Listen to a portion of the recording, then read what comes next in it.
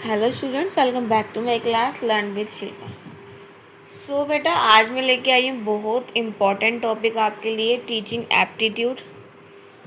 जो हमारे जितने भी एग्ज़ाम आने वाले हैं टीचिंग के, उसमें हर एक एग्ज़ाम में यहाँ से क्वेश्चन आपको देखने को मिलने वाला है। सबसे ज़्यादा क्वेश्चन यहीं से देखने को मिलेंगे टीचिंग एप्टीट्यूड से आपको। तो इसकी आपको फुल नॉलेज होनी चाहिए टीचिंग एप्टीट्यूड होता क्या है। अगर वैसे तो आपने टीचिंग कोर्स कर रखे हैं तो आपने इसके बारे में थोड़ा बहुत पढ़ा होगा, बट बाई चांस कुछ ना कुछ माइंड से स्किप हो जाता है। और यहाँ पे मैं एग्ज़ाम्पल के साथ आपको समझाऊंगी, तो क्लास में एंड तक बने रहें। आपके लिए क्लास बहुत हेल्पफुल रहने वाली है। ओके, सो जैसे कि अभी EMRS के भी एग्ज़ाम आ रहे हैं हमारे, है ना। उसमें तो सबसे पहले वही आ रहे हैं आफ्टर 2 मंथ्स। अब 2 मंथ्स भी क्या ही गए हम, है ना। 13, 14 एंड 21 3 डेट दे रखी है ये, तो 2 मंथ्स भी नहीं है अब आपके पास। तो उसमें यहाँ से एग्ज़ाम देखा जाएगा वो बहुत हद तक, तो इसलिए वीडियो का एंड तक ज़रूर देखें। Now let's start the class. First of all, nature and characteristic of teaching. देखो, टीचिंग एप्टीट्यूड में बेटा होता क्या है, सबसे पहले ये समझते हैं। मतलब जो टीचर के बेस पे हमको क्या क्या करना चाहिए एक बच्चे को पढ़ाने के लिए। तो एज अ टीचर अपने आप को आप समझो और उस बेस पे ही सुनना, ठीक है। तो आपको ज़्यादा अच्छे से समझ में आएगा, क्योंकि बेटा हमें समझना है, हमें रट्टे नहीं मारने, रोट लर्निंग नहीं करनी है। सैनिक भी हमारा कहता है कि रोट लर्निंग क्या है, एक तरह से माइनस पॉइंट है, नेगेटिव पॉइंट है। रोड लर्निंग को हमें बिल्कुल भी वो मान्यता नहीं देनी है, ठीक है ना बेटा। हमें इसलिए हमें खुद को पता है रोड लर्निंग क्या है, आज याद है कल भूल जाएंगे, इसलिए उसको भूल जाओ, चीज़ों को समझने पे फोकस करो। तो अभी भी आप अपने आप को टीचर के उसमें समझ के एक रोल में, टीचर के रोल में रहो और उस बेस पे सुनोगे तो आपको ज़्यादा अच्छे समझ में आएगा, ठीक है। तो एक टीचर के कैरेक्टरिस्टिक्स क्या होते हैं, एक नेचर क्या होता है, क्या होना चाहिए आपके हिसाब से, कि वो पोलाइट हो, बच्चों की बात समझे, बच्चों को बिना डांटे कैसे समझाना है, इस तरह की चीज़ों से पढ़ाए, है ना। क्योंकि देखो, डांट के तो बेटा हर कोई पढ़ा सकता है, डंडे डंडे के डर से, बट टीचर असली वही है जो बिना डंडे के डर से एक इंजॉय पढ़ाए, बच्चों को ऐसे पढ़ाए कि बच्चे इंजॉयमेंट के साथ पढ़े, है ना। तो हमको पता है ये होती है हमारे हिसाब से कैरेक्टरिस्टिक टीचिंग का। तो अब थोड़ा देख लेते हैं कि एक हमें इसमें क्या बताया गया है। प्रोवाइड गाइडेंस एंड ट्रेनिंग, ठीक है ना, कि बच्चों को गाइडेंस दे, ट्रेनिंग दे, क्योंकि बेटा एग्जाम में ये वर्ड्स, मतलब कि थोड़े वर्ड्स का ध्यान देना पड़ता है, ठीक है ना। Interaction between teacher and student की इंटरेक्शन हो, ऐसे नहीं कि भाई जैसे पहले के टाइम पे था, टीचर आई तो बच्चे डर के सहम के बैठ गए, नहीं। एक फ्रेंड की तरह, एक मतलब एकदम क्लोज फ्रेंड टाइप नहीं, बस एक ऐसा इंटरेक्शन हो कि बच्चे खुल के अपनी बात बोल सके। Teaching is an art to give knowledge to student with effective way. तो टीचिंग की एक आर्ट है ना बेटा। Teaching is an art to give knowledge to student with effective way. जो क्या देता है, बच्चों को नॉलेज देता है इफेक्टिव वे में, ठीक है ना। देखो बेटा, हम कैसे पढ़ा रहे हैं, पढ़ाता तो हर कोई है। अब वो लोग भी तो पढ़ा ही रहे ना, जो पूरी पूरी बुक रीडिंग कर रहे, समझा नहीं रहे, पढ़ाना तो वो भी हुआ, बट इफेक्टिव वे में पढ़ाना। ये सिर्फ बुक रीडिंग नहीं करी है, बुक में वो टॉपिक क्या है उसको समझाया, तो पढ़ाने की इतनी रीडिंग की जरूरत ही नहीं पड़ेगी, बच्चा बोर होए, वो बच्चा ऐसे ही समझ गया। तो इफेक्टिव वे में हमें लर्निंग करानी है। Teaching is a science to educate fact and cause of different topic, different subject, ठीक है ना। एक साइंस की तरह है हमारी टीचिंग, जो फैक्ट के साथ पढ़ाते हैं हम बच्चों को, कि कोई भी है तो ऐसा क्यों है, ऐसा नहीं कि बच्चे ने पूछा कि मैम ये ऐसा क्या है, ऐसे क्यों, बेटा ऐसे ही है, हाँ अभी कल बताऊंगी, ऐसा नहीं। बच्चों को फैक्ट समझाओ, कोज बताओ, कारण बताओ उसका। हर एक सब्जेक्ट में हर एक चीज का फैक्ट होता है। Encourage student to learn more and more, बच्चों को इनकरेज करे कि ज्यादा से ज्यादा पढ़े।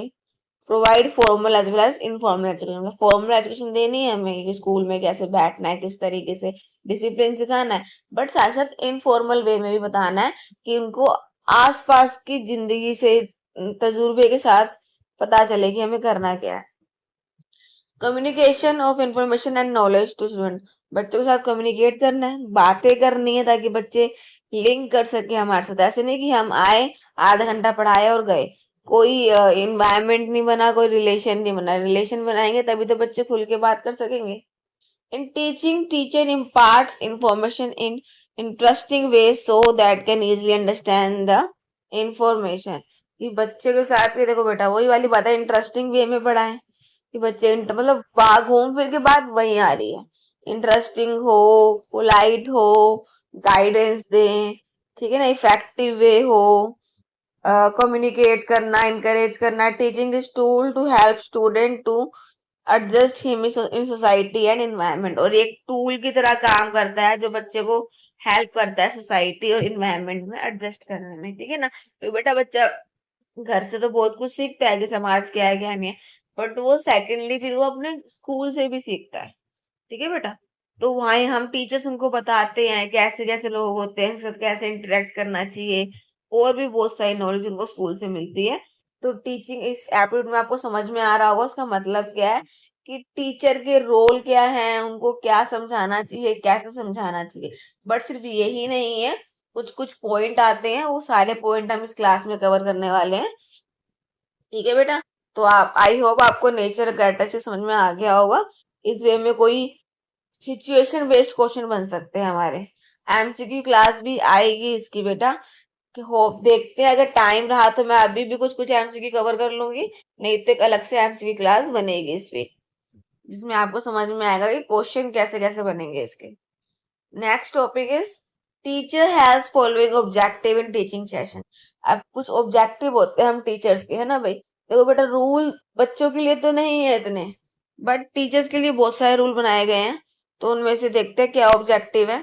Development ability of critical and logical thinking. देखो हमें पॉइंट से समझ में आ रहा है, हमें डीप इतना घुसना नहीं है, कि बच्चों के अंदर एक क्रिटिकल और लॉजिकल थिंकिंग डेवलप करना है, कि बच्चा खुद से सोच सके एक अलग वे में, लॉजिकली सोचे. वो ऐसे नहीं कि बस बुक में पढ़ाया आंसर यस ली हमने याद कर लिया, ये आंसर क्यों है उसका लॉजिक जाना फिर उसको समझा, ठीक है.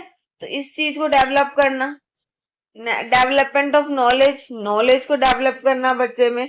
The student acquire knowledge of various term concept events ideals problem, मतलब बहुत सारे वे में बच्चे नॉलेज एक्वायर करते हैं.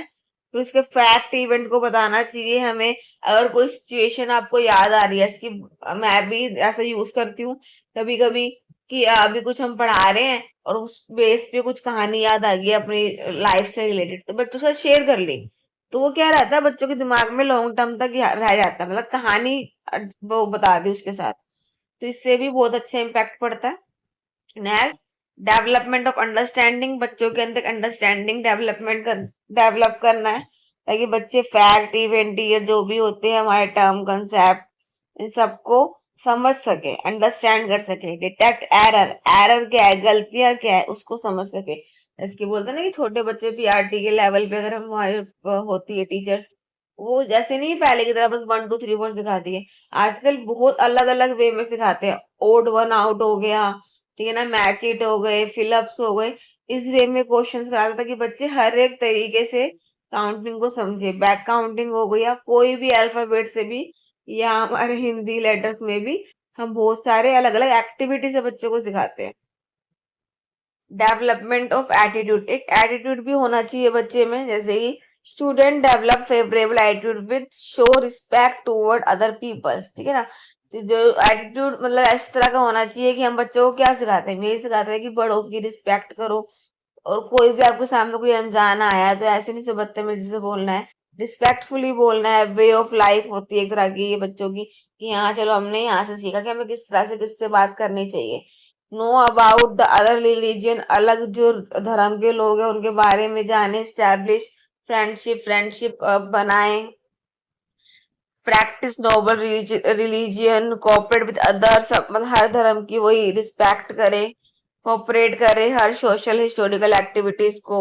बिलीव इन इक्वालिटी, इक्वालिटी में बिलीव करे for man respective of caste class, चाहे वो कोई भी कास्ट क्लास या क्रीड या कोई किसी भी कलर का, किसी भी रिलीजन का हो. तो ये सब अच्छी बातें हमें कहाँ से सीखने को मिलती है, हमारे स्कूल से. तो ये हमारे ऑब्जेक्टिव है कि हम बच्चे के दिमाग में ये सब डालें. Okay, now the next topic is very important topic, phases of teaching. Teaching के फेजेस. तो based on procedure mentioned above, जैसे कि हमें दे रखा है पहले ऊपर के प्रोसीड्योर से, we can divide teaching into 3 sequence, 3 sequence में बांटा गया है देखो बेटा हमारा। अब ये तो बेटा देखो थोड़ा बहुत याद रखना पड़ेगा, ठीक है। तो इसलिए हर चीज ऐसे नहीं है कि हमें बस समझ के ही करनी है, बस कुछ कुछ चीजों को हमें, इसके नाम है pre active phase of teaching, interactive phase of teaching and the post active phase of teaching. तो ये 3 फेज होते हैं हमारे टीचिंग के जो हमें ध्यान रखने हैं। प्री एक्टिव मतलब देखो पहले जो होता है इसके हम प्री वेडिंग होती है, शादी से पहले शूट होता है, जैसे प्री एक्टिव हो गया। एक फेज ऑफ टीचिंग जस्ट हम टीचिंग कर रहे हैं, कॉन्टिन्यूस में आ गया ये हमारा। और पोस्ट एक्टिव मीन्स जो उसके बाद होगा। प्री एक्टिव में क्या करते हैं, हम प्लानिंग करते हैं, ओके, कि हमें क्या करना है, कैसे करना है। इसकी आज मॉर्निंग में उठे तो आज मेरे ये पीरियड है और मैं इस क्लास में जाके ये पढ़ाऊंगी, प्लानिंग करी हमने। फेस, हम जो हमने प्लानिंग की थी उसको हम इम्प्लीमेंट कर रहे हैं, हम उसको यूज कर रहे हैं कि मैंने ये सोचा था इस क्लास में आज ये चैप्टर है तो मैं इस चैप्टर को इस तरीके से पढ़ाऊंगी, ये एक्टिविटी कराऊंगी बच्चे को। And the post active evaluation, फिर एट दी एंड ऐसे नहीं बच्चों को समझा के बस बाहर आ गए, उसी टाइम कुछ कुछ क्वेश्चन पूछ लिए बच्चों से, उसी से रिलेटेड, ताकि बच्चों से ये पता चले कि किस किस को समझ में आया, किस बच्चे के दिमाग में जल्दी बैठ गया है, किसके दिमाग में नहीं बैठा है, ताकि पता चले कि हमें किस बच्चे के थोड़ा और ध्यान देना है और किसके इतना ध्यान नहीं देना, उसको समझ में आ चुका है, ठीक है ना। तो ये पूरी जिसको बोलते हैं फेजेस, ठीक है, समझ में आ गया होगा। Pre active phase of teaching and post active, इतना मुश्किल नहीं है। यहाँ पे पूरा पूरा यहाँ पे डिफाइन दे रखी है, थोड़ा बहुत इसको देख लेते हैं। As mentioned in previous paragraph, teaching has to be done only after careful planning. अब देखो टीचिंग हमें एक प्लानिंग के साथ करनी चाहिए, ऐसे नहीं बस हम क्लास में चले गए, ऐसा नहीं होना चाहिए, है ना।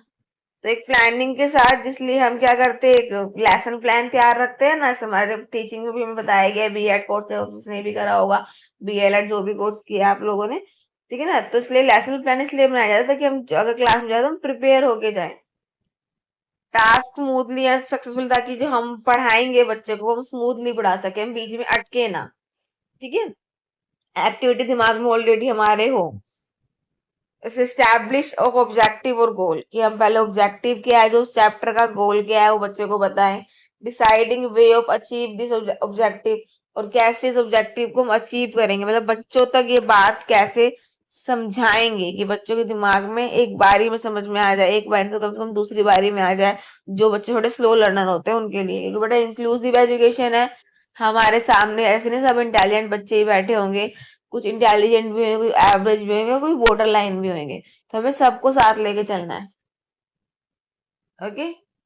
इस तरीके से हमारी ये प्री एक्टिव फेज में होता है, समझ में आया। Pre active phase means planning वाला फेज, कि हमें अभी क्या कर रहे हैं, हम प्लानिंग कर रहे हैं कि कैसे हमें पढ़ाना है, ठीक है ना। ये चैप्टर है, इसमें इतना इतना आधे घंटे में इतना टॉपिक कवर करूंगी, इसमें आपको पढ़ाना भी है, बच्चों के साथ एक्टिविटी भी करानी है और इवेल्युएशन भी लेना है, ताकि हैंड टू हैंड बच्चे क्वेश्चन का आंसर देंगे, तो उससे क्या होगा, उनको लॉन्ग टाइम तक याद रहेगा। Aspect learning experience to be given, बच्चों को लर्निंग एक्सपीरियंस देंगे कि इससे उनको क्या समझने को मिलेगा। Teaching approach to be followed, हमें टीचिंग अप्रोच को फॉलो करना है। व्हाट मैक्सिम या प्रिंसिपल्स कैन बी फॉलो, मतलब क्या क्या प्रिंसिपल फॉलो हो सकते हैं उस टाइम पे। Teaching aid to be use, teaching aid का यूज करेंगे उतना अब अच्छा है, बच्चों को एक्टिविटी बेस्ड लर्निंग मिलेगी। Time taken to teach the particular topic, मतलब एक टाइम हमने बांध लिया है कि ये 35 मिनट की क्लास है मेरी और मैं इसमें ये 2 टॉपिक या फिर ये 3 टॉपिक कवर करने वाली हूँ। मैनेजमेंट ऑफ द क्लासरूम, और साथ साथ हमें क्या करना है, क्लास को मैनेज भी करना है, क्योंकि बच्चे शोर करते हैं, बट आपको इस तरीके से पढ़ाना है कि आपके डांटे बिना बच्चे शांति से सुने। Tools to be use for evaluation, और टूल्स वगैरह का यूज करें, ठीक है ना। तो ये एस्पेक्ट्स यूज करके हमें अपनी टीचिंग को एक अच्छी टीचिंग बनाना है, ओके। तो ये हो गया pre planning.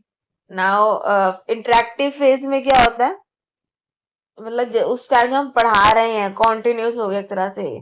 Having plan the teaching in the first phase, in the second phase the teacher execute the plan. देखो अगर हम कोई क्लास में फर्स्ट टाइम गए हैं तो हमें थोड़ा बहुत समझने में टाइम लगेगा कि बेटा वो बच्चे नए हैं, तो हमें अभी उन्हें समझना, उनसे इंटरेक्ट करना है, इसलिए वैसे फर्स्ट क्लास में जाते हैं, हमने चैप्टर शुरू कर दिया, हम फर्स्ट क्लास सेकंड क्लास में ना इंटरेक्शन शुरू करते हैं, बच्चे को समझते हैं, बच्चे हमको समझते हैं, फिर हम धीरे धीरे उनके साथ इंटरेक्शन करना, इंटरेक्शन के बाद अब बुक पढ़ना शुरू, करते कि हम सोचते कि अच्छा अब बच्चे ऐसे हैं ये, इनको इतने अंडरस्टैंडिंग है, तो मुझे इस हिसाब से इस क्लास को लेके चलना है। Okay, so this is nothing but the actual teaching for successful implementation, कि हम जो जो हमने लेसन प्लान बनाया है और जो इंटरेक्शन किया है बच्चों के साथ 2 दिन तक, उस बेस पे हमने एक लेसन प्लान बनाया और उसको अब इम्प्लीमेंट करेंगे, ताकि हमें क्या मिले, अचीवमेंट, एक गोल मिल जाए। और हमारा गोल क्या है कि बच्चे को समझ में आए, इतना ही गोल है एक टीचर का। Objective framed in the first phase, the teaching should proceed in an interactive manner. Both student and teacher are involved. मतलब दोनों होने चाहिए, ऐसे नहीं कि सिर्फ टीचर इन्वॉल्व हो रही है, तो बेटा वो तो एकदम नेगेटिव पॉइंट में आया था। टीचर हमेशा ज्यादा एक्टिव नहीं होनी चाहिए, ज्यादा एक्टिव बच्चे होने चाहिए। ठीक है ना, हमने अगर कुछ समझाया, फिर हम उनसे क्वेश्चन पूछ रहे हैं, फिर उन्हें एक्टिविटी करा रहे हैं, इट मीन्स बच्चों को एक्टिव रखना था कि बच्चे इन्वॉल्व हुए, तुमको बोर फीलिंग भी नहीं होगी, क्लास में शोर भी नहीं होगा। Place in the face can be listed, इसकी कहाँ कहाँ पे, परसेप्शन, डायग्नोसिस, रिएक्शन प्रोसेस। तो ये सब क्या है, ये देख लेते हैं। Perception, the expect of perception relate both the teacher as well as student. As for the teacher, he she has to perceive the classroom atmosphere, pre-planning ability in interacting। ठीक है ना, मतलब perception मतलब उनको पहले प्री प्लानिंग तैयार कर लेनी है, हम कैसे इंटरेक्ट करेंगे, एटमोसफेयर कैसा है वहां का, क्लासरूम का। ठीक है ना, एक प्री प्लानिंग हमें बना लेनी है, एबिलिटी देख लेनी है। With a particular group, the student of their part have to perceive this aspect of the ability of the teacher personality, characteristics and behavior of the teacher from the point of view of a desirable interaction between them and the teacher। Okay, तो teacher और बच्चों के बीच में एक interaction होना चाहिए यहाँ पे, इसका मतलब ये है परसेप्शन का। Diagnosis, it is the teacher's concern of diagnose the ability of the pupil their academy. Mean जो उनके एकेडमी के, जो स्कूल के जो बच्चे हैं, क्लासरूम में जो बच्चे हैं, उनको डायग्नोसिस करना ये एक टीचर की एबिलिटी है। बैकग्राउंड, देयर इंटेलिजेंस, की उनके बैकग्राउंड देखे, उनका इंटेलिजेंस, उनका इंटरेस्ट लेवल क्या है, उस हिसाब से अपना एप्टीट्यूड बनाए कि यहाँ हमें किस तरीके से टीचिंग करनी है। This can be done by questioning, हम क्वेश्चन पुट कर सकते हैं बच्चों से, उनकी अंडरस्टैंडिंग देखने के लिए, एबिलिटी देखने के लिए, असेस करने के लिए उन्हें, their performance by providing opportunity. और ऐसे नहीं एक दो बच्चे, हर एक बच्चे को उसमें आप कवर करें। The student access their own ability, interest, aptitude, and behavior performance of their response through verbal and non-verbal interaction। तो वर्बल में भी कर सकते हैं, नॉन वर्बल मतलब हम कुछ बच्चों को क्वेश्चन दे सकते हैं कॉपी में, या फिर हम पूछ सकते हैं उनसे verbally. Okay, next reaction process. तो classroom teaching involve continuous action reaction between teacher and pupil। The action of the teacher decide the reaction of the pupil। अब जो हम एक्शन करेंगे, जो चीज हम पढ़ाएंगे, जो चीज हम पूछेंगे, वही बच्चे रिएक्ट करेंगे हमारे साथ। तो हमारे एक्शन पे बच्चे का रिएक्शन डिपेंड करता है।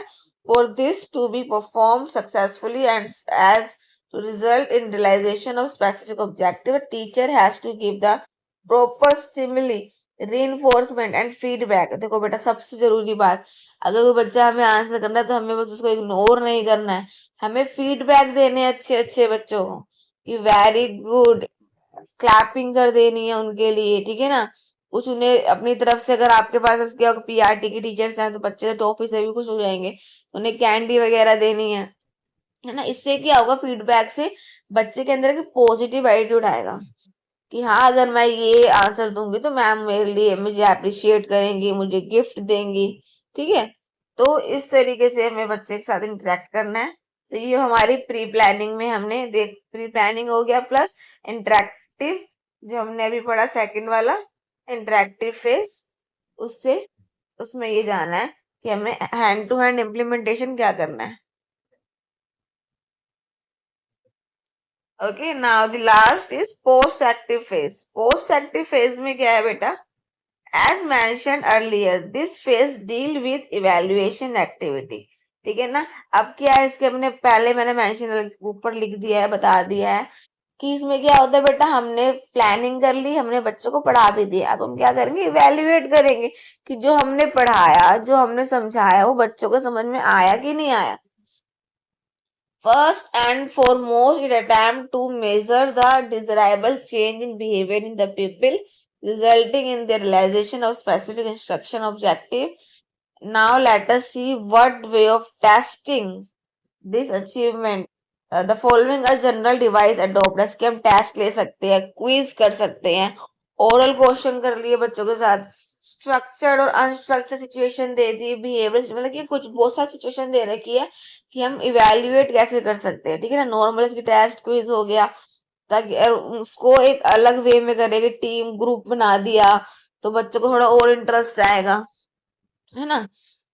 ओरल क्वेश्चन पुट कर लिए क्लास में, okay. Structure unstructured situation they the, behaviour situation they the, the device are to be selected appropriately so that they project the extent of improvement in the student. तो हमें actively सही से ये device का use करना है ताकि बच्चे इम्प्रूवमेंट ला सके, okay. Now the role of teacher, एक टीचर का रोल क्या होता है बेटा, देखा ना टीचिंग एप्टीट्यूड में क्या देखने को मिल रहा है आपको, टीचर से रिलेटेड कि हमें बच्चों को पढ़ाना कैसे है, यही है हमारा टीचिंग एप्टीट्यूड।